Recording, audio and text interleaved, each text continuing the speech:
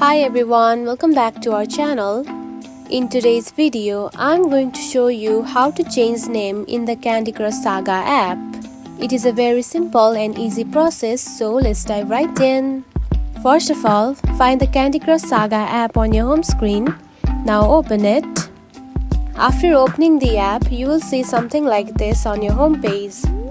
Now to change the name, simply tap onto your profile picture at the middle just like this. Tap onto the pencil icon, which is the edit option of the name, just like this. After tapping on it, now you can simply change your name.